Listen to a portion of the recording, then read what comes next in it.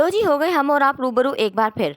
आपकी खिदमत में हाजिर है chicken roll, macaronis, chicken chow mein, chicken sandwich, chicken fried rice.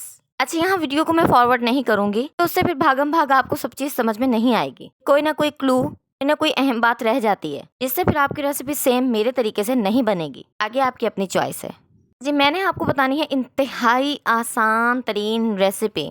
मेरा नहीं ख्याल कि इससे पहले कभी आपको किसी ने ये आसान रेसिपी बताई होगी या आपने बनाकर ट्राई की होगी।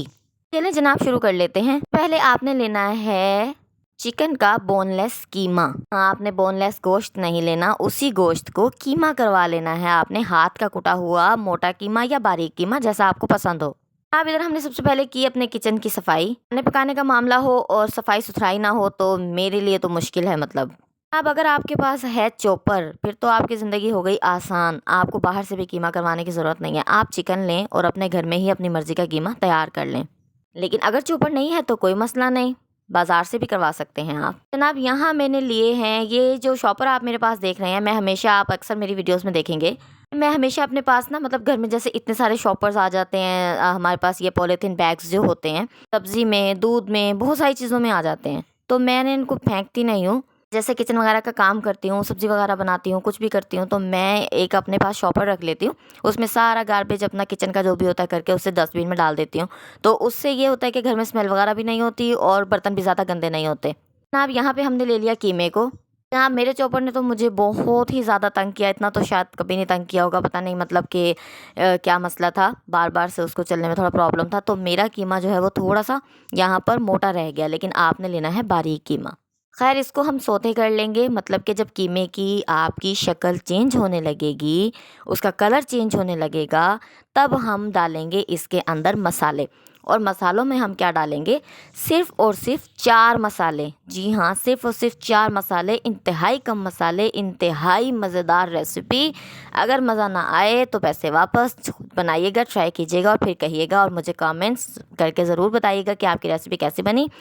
तो जैसा कि मैंने आपको लास्ट वीडियो में बताया था कि हम और आप करेंगे गपशप, लगाएंगे बातें शातें।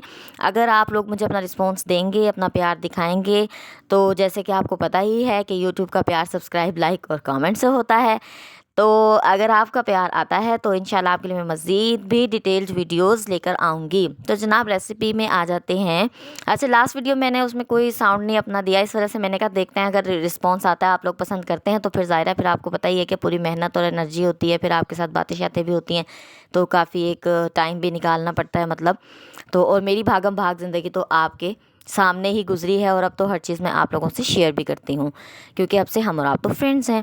तो जनाब, मैं आपको कुछ क्लूज़ भी दूंगी और कुछ टिप्स भी दूंगी, कुछ इंपॉर्टेंट, कुछ आपके काम की, कुछ मैरिड वुमेंस गर्ल्स के हवाले से, कुछ अनमेरिड गर्ल्स के हवाले से। तो आपने बस मेरे साथ मेरी हर वीडियो में रहना है। अच्छा, इसको अभी देर थी तो मैंने कहा हम गपशप लगा लेते हैं साथ में ना।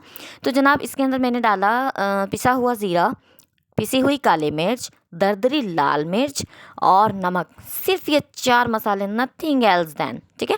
अच्छा, वेजिटेबल्स में क्या आपने लेना है? वेजिटेबल्स में आपने लेना है बंद गोभी, शिमला मिर्च और धनिया, हरा धनिया जो होता है, और जनाब प्याज।